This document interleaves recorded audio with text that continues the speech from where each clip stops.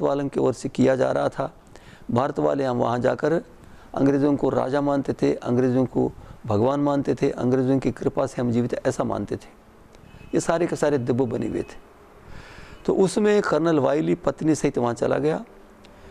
तो मदन लाल धिंगड़ा ने तैयारी की। वो तो अपने इस देश की स्वतंत्रता के लिए प्राण अर्पित करने के लिए उद्यत थे। उनके लिए तो प्राण प्रिय नहीं था, उनके लिए देश प्रिय था। और कर्नल वाइली ऊपर जाकर वो भोजन आदि से निवृत्त होकर नीचे आता है, आते एकदम गोली मारी, वहीं लुढ़का दी। और इसके पश्चात उन्होंने सोचा कि मेरा काम तमाम हो गया। तो उनको पकड़ लिया। वो तो पकड़ना था ही, वो अपने जीवन को देने के लिए तैयार थे। पकड़ लिया, कारावास में रख दिया। एक बार इसके विरुद्ध भारत वालों ने, ये मदन लाल धिंगड़ा ने अच्छा नहीं किया, भारत के स्वाभिमान के विरुद्ध किया, भारत के साथ बहुत बड़ा अन्याय किया, भारत का मस्तक नीचा कर दिया, इसको दिखलाने के लिए सभा की। तो वहाँ पर सभा में ये प्रस्ताव पारित करना चाहते थे कि मदन लाल धिंगड़ा ने अनुचित कार्य किया कर्नल वाइली को मारकर। तो वहाँ पर सावरकर पहुँचे हुए थे। उस प्रस्ताव को रख दिया। प्रस्ताव को रखने के पश्चात लगभग सभी ने उसका समर्थन कर दिया और सावरकर ने विरोध किया, हाथ उठाकर कहा। फिर सावरकर को वहाँ के लोगों ने मारना पीटना बंद कर दिया, घायल भी हो गए। तो इस भगदड़ को देखकर वहाँ के जो 4 व्यक्ति ऊपर बैठे हुए थे मंच पर, इस प्रस्ताव को पारित करवाने के लिए, व्याख्यान देने के लिए, सभा को चलाने के लिए, एक एक करके सारे के सारे भाग गए। वो सारा का सारा रह गया। अर्थात इस प्रकार एक एक वीर ने पता नहीं किस किस प्रकार से क्या क्या किया होगा, इसका इतिहास आज हमारे सामने नहीं। तो उसके पश्चात एक बार वो सावरकर जाते हैं कारावास में, उससे मिलने के लिए जाते हैं मदन लाल धिंगड़ा से। मदन लाल धिंगड़ा इनको गुरु मानते थे। मदन लाल धिंगड़ा को देखकर वो क्या कहते हैं, मदन लाल तुम्हारे चेहरे से मुझे एक प्रकार की वीरता के लक्षण दिख रहे हैं, तुम्हारा चेहरा चमक रहा है। मुझे कहने का अभिप्राय कि उनके विचारों को समझ लिया, उनके त्याग को समझ लिया, उनके त्याग को उनके सामने उपस्थित कर दिया। तो अंत में प्राणांत होना था, हो ही गया। इस प्रकार के कितने वीर थे, इनका कोई भी इतिहास नहीं, कोई इतिहास नहीं लिख नहीं सकते थे। सावरकर जी एक बार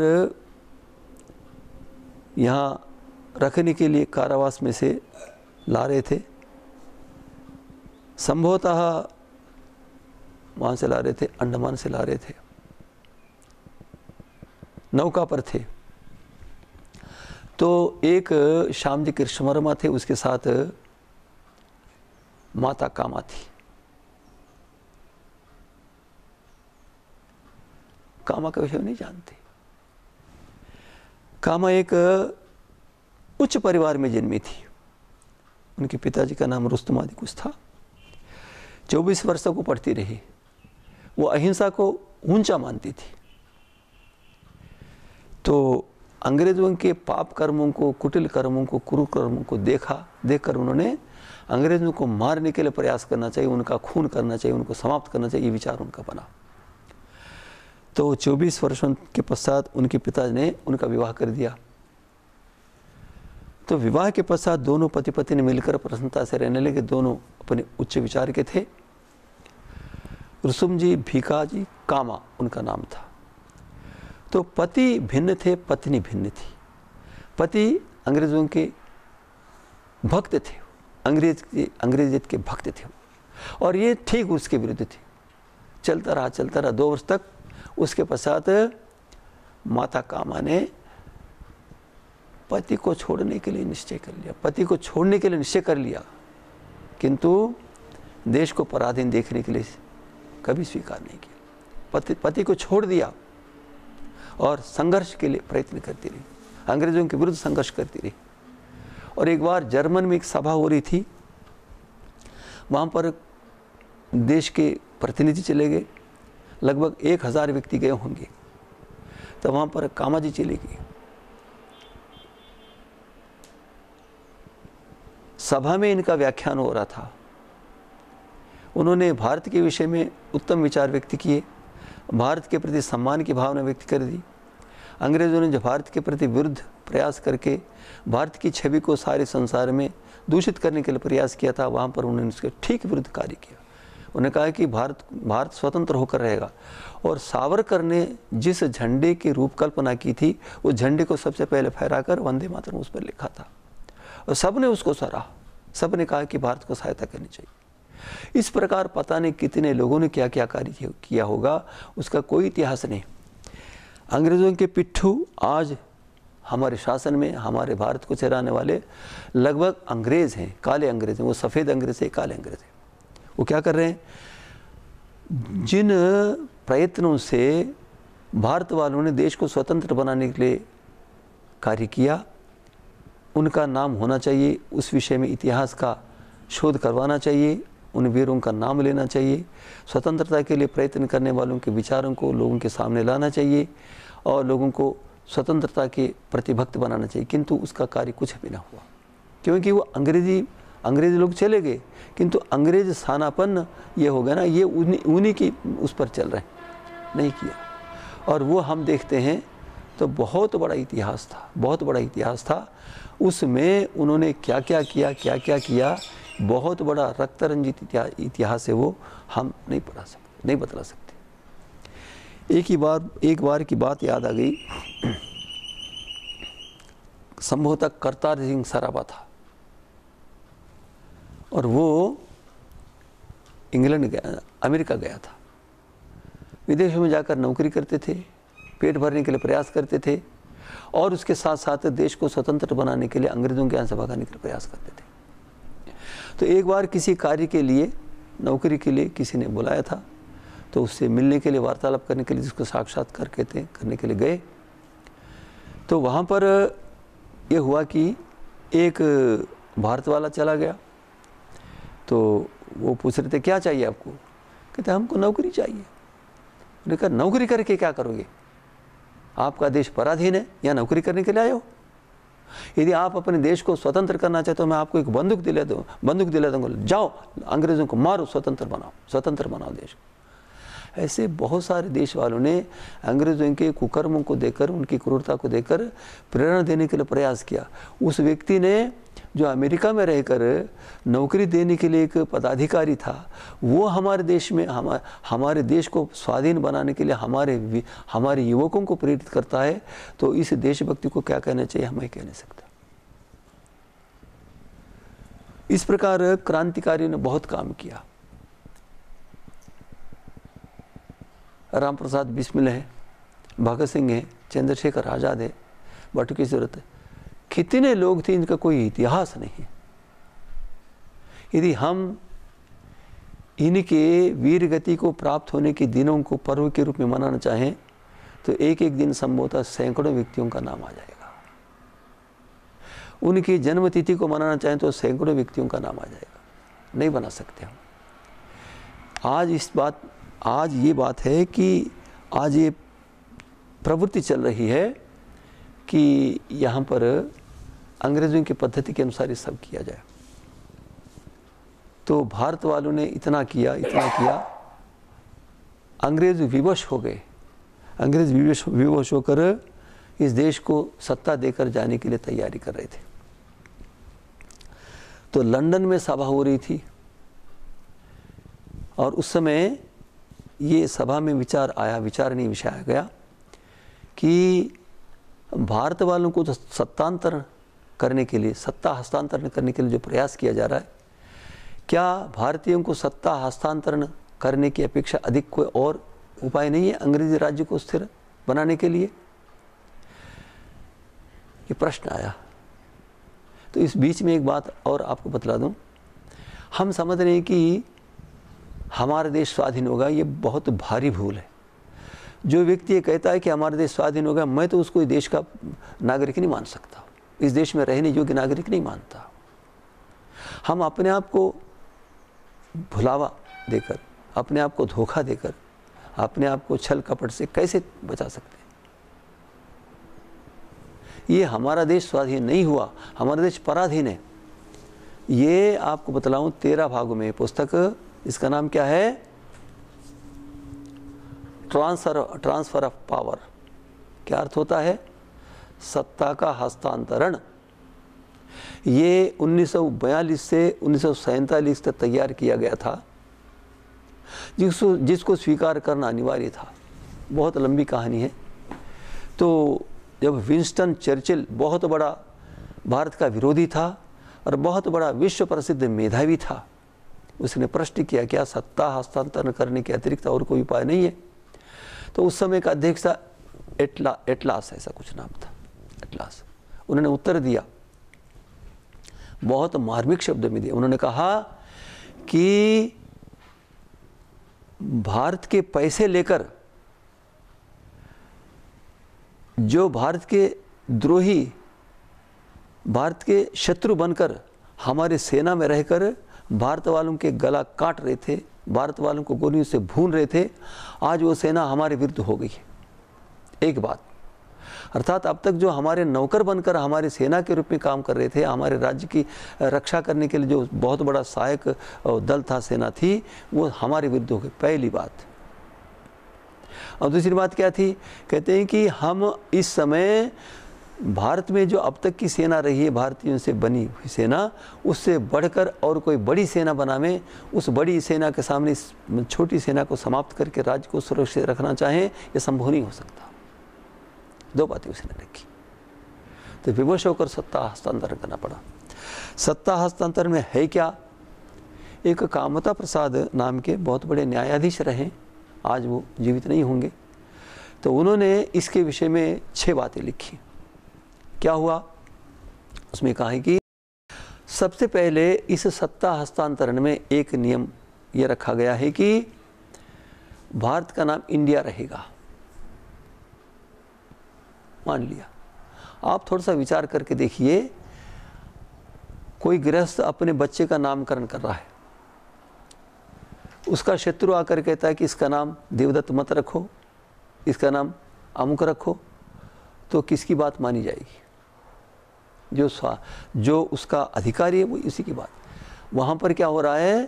पिता की बात मानी जाती है, और की बात नहीं मानी जाएगी। जिसकी बात मानी जाती है वही बड़ा माना जाता है। तो यहाँ पर भारत वाले सिर नीचे रहकर, सिर झुका कर रह गए। उन्होंने स्वीकार कर लिया कि हाँ, हम इस देश को इंडिया के नाम से ही पुकारेंगे। क्या मैं ये पूछना चाहता हूँ, क्या ये स्वतंत्रता का लक्षण हो सकता है?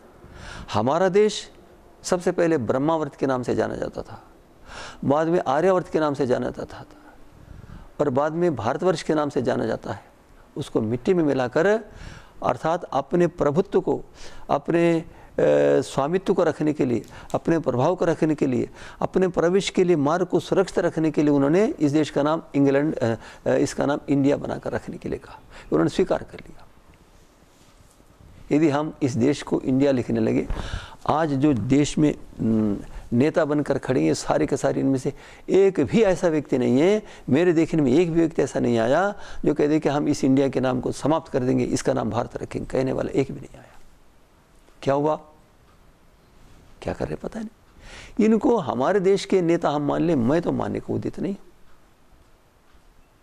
वो व्यक्ति होगा जो सत्ता कम होने पर भी, सत्ता पूरी मिलने पर इस देश का नाम भारतवर्ष रखाएंगे, अंग्रेजी का नाम इंग्लैंड, इंडिया नहीं रखेंगे, ऐसा कहने वाला कोई नहीं मिल रहा है।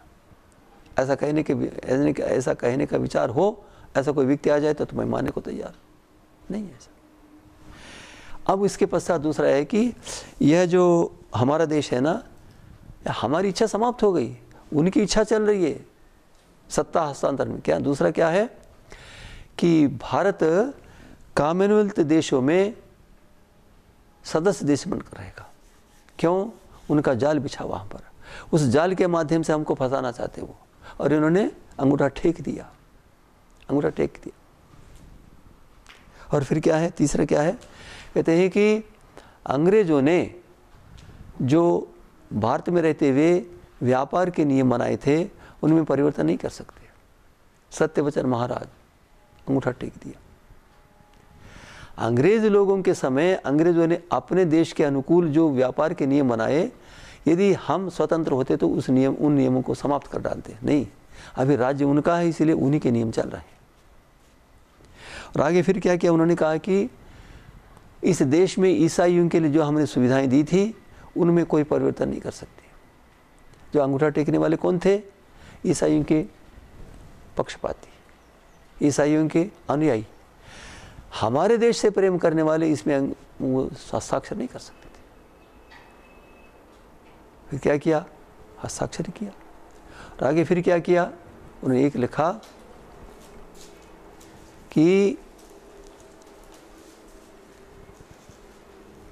जो, अब मैं तो नहीं जानता क्या होता है, जो जिलाध्यक्ष कलेक्टर कहा जाता है उसके कार्य करने की जो पद्धति है उस पद्धति में मौलिक परिवर्तन नहीं कर सकते। क्या रहस्य यहाँ पर मैं नहीं जान सकता, मैं नहीं जान सका। आगे क्या लिखते हैं वो, क्या करते हैं वो, कहते हैं कि पाकिस्तान पर आक्रमण नहीं कर सकते। अब इस पर आप विचार करके देख लीजिए, पाकिस्तान का पक्ष लेने वाला इंग्लैंड हमारे देश का मित्र हो कैसे सकता, हमारे देश का हित सोच कैसे सकता है? इन अंगूठा छापने वालों ने क्यों छापा नहीं समझ में आया। पाकिस्तान पर आक्रमण नहीं कर सकते। यदि पाकिस्तान आक्रमण करे तो एक पक्ष रहते कि आत्मरक्षा कर सकते हैं, इतना तो मान नहीं पड़ता।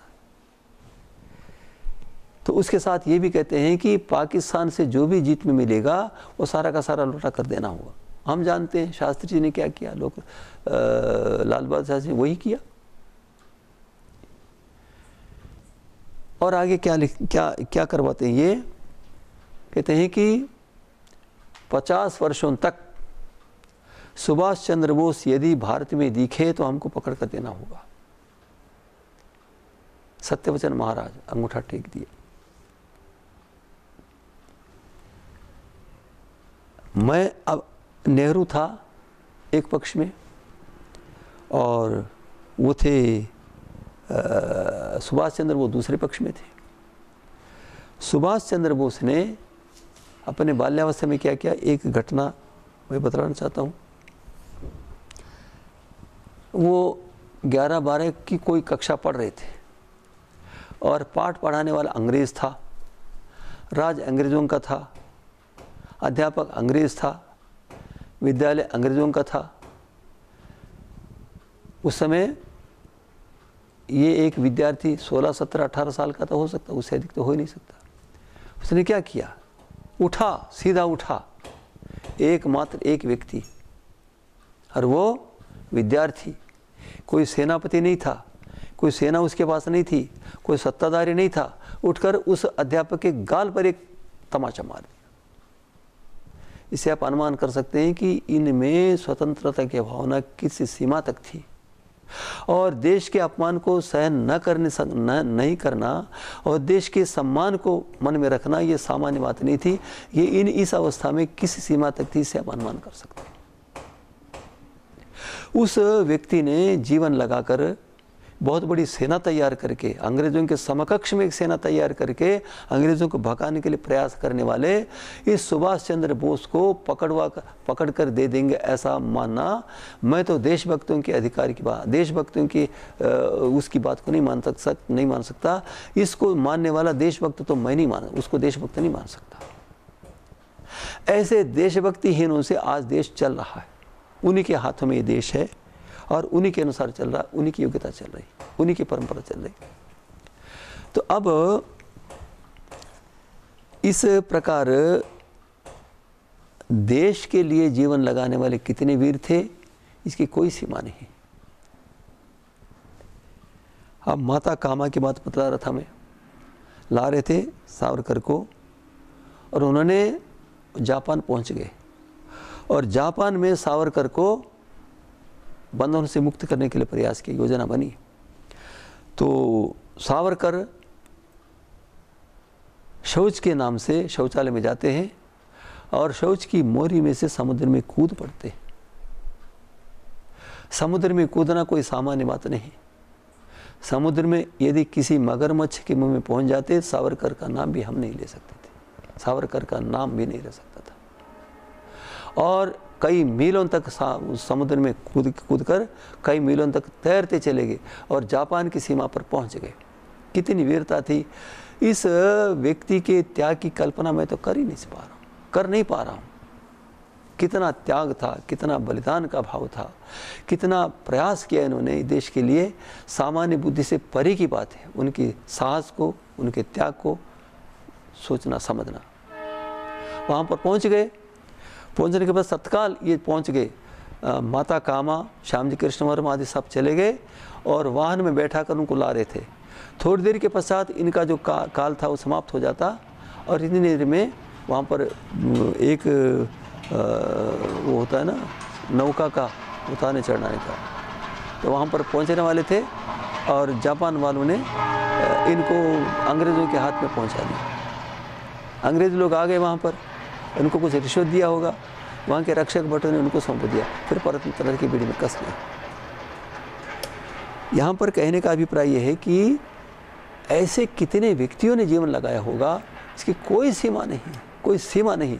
इनका इतिहास यदि कोई लिख कर पढ़ा दे, में निश्चित बात है इसको पढ़ने वाला एक एक विद्यार्थी इस देश के लिए जीवन लगाने के लिए तैयार हो सकता है। ऐसा पाठ्यक्रम हमारे यहाँ होना चाहिए। एक खुशीराम नहीं जानते, मैंने विश्व संबंध में उनके चित्र को ढूंढने का प्रयास किया, उनका चित्र विश्व संबंध में नहीं मिला।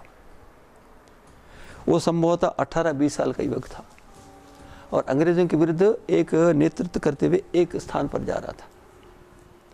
तो लोगों ने कहा कि हटाओ, हट जाओ सब। मार नहीं हटे, वो आगे जा रहे थे। एक गोली मार दी, छाती पर मार दी, नहीं हटे। आगे 2, 3, 4, 5, 6, 7 गोलियां लगी, नहीं हटे। फिर एक गोली यहाँ लगी, यहाँ लगी, फिर इसके पश्चात एक गोली यहाँ लगी, एकदम शरीर लुढ़क गया। इसका इतिहास तक नहीं आता, इसको कोई बता